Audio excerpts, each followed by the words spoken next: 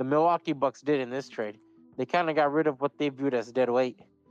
They did, but they didn't have a Jonathan Kuminga contract lingering over their heads. Yeah, Like that extension that's is up. also scary for them. That extension is coming up, and that's something they're gonna have to think about. I could see them maybe doing a sign and trade with them. To be honest with you, I could just see him walking away at this point. I mean, I'm but he's a surprised. restricted free agent. Yeah, he's restricted. So wait, if they match, does he have to accept that? Yeah, He would have but to. also if you're the Warriors, right? Do you really want like let's say he has a good postseason, for example, right? Or are you a fan as a front office? Are you a fan of him like possibly going out and testing his value? Like Uh, what if his value exceeds like your cap space? Or you're better off kind of extending him and taking a gamble. that they made that decision before the season started.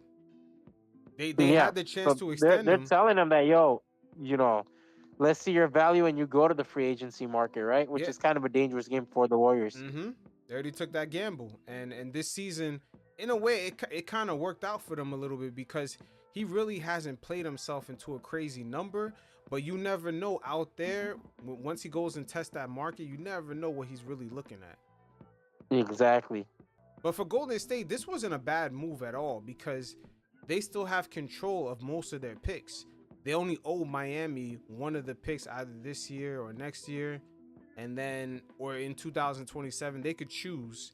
It's top 10 protected. If it's not, Miami could just choose whether they want to cash in this year, next year, or 2027. But other than that, Golden State, they pretty much have all their picks. So they're still in play to make another move here. Yeah, they could continue on. Now it's done, right? The trade season. So I assume a lot of their moves will be the buyout market. Yeah, but Jimmy really put in work for the Heat. I'm not gonna lie, it's kind of sad the way this kind of ended, man. 3 It Eastern sucks the Conference way it Finals ended. appearances, 2 NBA Finals appearances. Yeah. He leads the Heat all time in 40 plus point playoff games. It's kind of sad, man. Even he has the most points scored in a playoff game in franchise Yeah. history with 56. He is one of the greatest players ever, if we're keeping it real. But he lucked out. I gotta admit, Jimmy lucked out, and a lot of people don't realize he had kind of Pat Riley in by the balls. Yeah, he did. He was Because able to kind of milk up the negotiation. yeah, he did because apparently, that rule with the Players Association. You know how the players have to play the games. Yeah. They're forced. What is it called? The player rule where the star player on the team has to play. They can't actually load manage. They actually have to have an injury. Yeah. What was that That called? was a again? recent rule. The player participation policy. Yeah. Yeah, where your star player you can't sit him out for no reason unless he's really hurt. So Jimmy was kind of hiding behind that. And the Heat were looking for like little trinkets to suspend him, to keep him away from the team. But that rule was kind of forcing them to play him. That's why he got suspended so many times.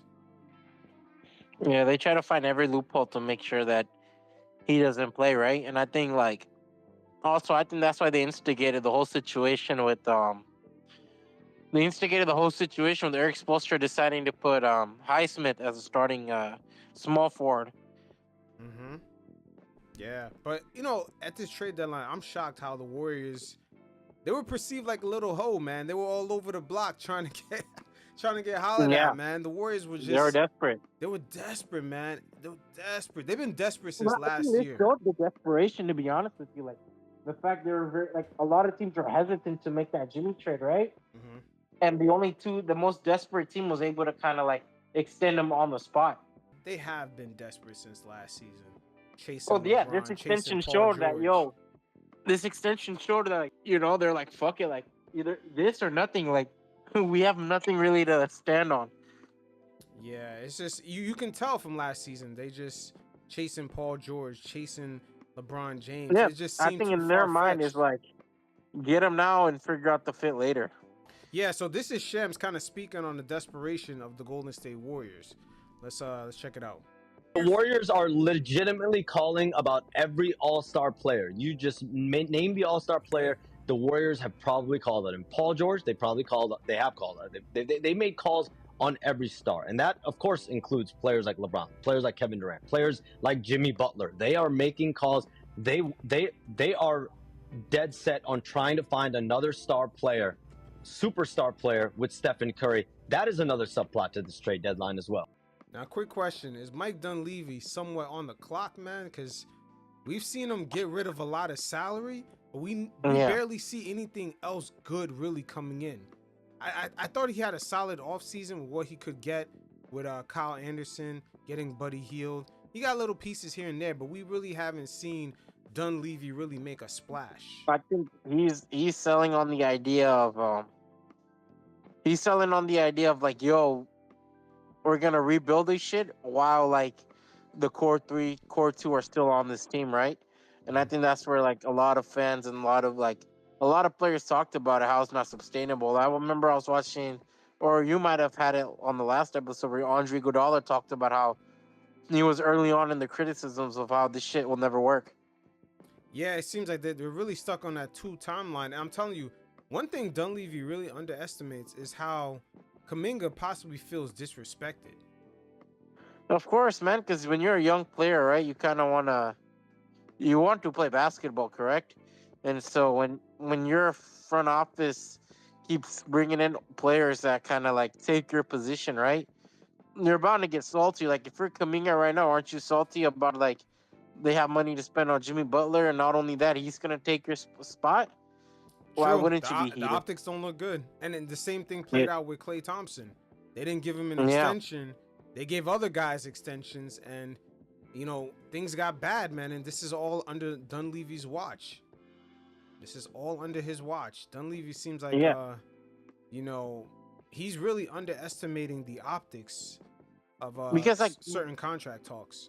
if if you're willing to go like if you're willing to get younger, you kind of draft 23, 24-year-olds that kind of like have the team or kind of have like basketball figured out. Their bodies are much more developed, and by the time that contract ends, they're what, 27, so they'll be entering their prime years, right? So you kind of give them a contract and hope to compete from there on.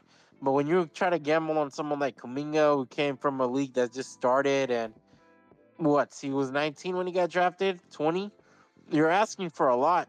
You're asking for his body to develop quicker, him to figure out basketball much faster.